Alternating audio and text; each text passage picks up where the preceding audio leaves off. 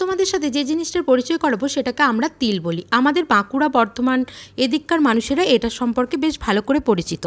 তোমরা কী নামে এটাকে চেনো অবশ্যই আমাকে জানিও। তিলের বড়া কিন্তু পোস্তর বড়ার মতোই দেখতে হয়, খেতে হয়তো একই হয় না, কিন্তু এটাতে প্রচুর বালি থাকে, যেহেতু এটা মাটিতে রেখে ঝাড়াই পোছাই হয়, তাই এটা ভালোভাবে ধুতে হয়। দেখতেই পাচ্ছ আমি জলের তলায় একদম বড় ছাঁকনির মধ্যে রেখে ভালোভাবে বেশ খানিকক্ষণ ধুয়ে নিয়েছি, একদম পুরো সাদা হয়ে গেছে, একটুও বালি থাকবে না। তারপর এটাকে মিক্সিতে নিয়েছি, একটা কাঁচা লঙ্কা দিয়ে ভালো করে একটা স্মুথ পেস্ট বানিয়ে নিয়েছি। অল্প নুন আর নুন দিয়ে আর একটা মিডিয়াম সাইজের পেঁয়াজকে ভালো করে চপড করে নিয়ে এটাকে হাতের সাহায্যে মেখে নিয়ে বড়াটার এই পেস্টটা কিন্তু অল্প জল দিয়ে করতে হবে, বেশি পাতলা হয়ে গেলে ছেড়ে যাবে, যেরকমভাবে পোস্তর বড়া বানানো হয় সেরকমই। এই বাটা হয়ে যাওয়ার পরে কিন্তু দেখো পুরো পোস্তর মতোই দেখতে লাগছে।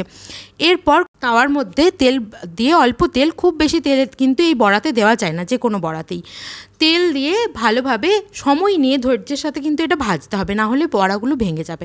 দেখতেই পাচ্ছ আমি কত আস্তে আস্তে এটাকে সময় নিয়ে ভালোভাবে ভেজে নিয়েছি। তারপর গরম ভাতের সাথে সার্ভ করো। তোমরা যদি এটা খেয়ে থাকো তাহলে অবশ্যই জানিও তোমরা এটা কী নামে চিনেছো, আর যদি না খেয়ে থাকো অবশ্যই একবার ট্রাই করো, কথা দিচ্ছি ভীষণ ভালো লাগবে। কেমন লাগলো এটা অবশ্যই আমাকে তোমরা কমেন্টে কিন্তু জানিও।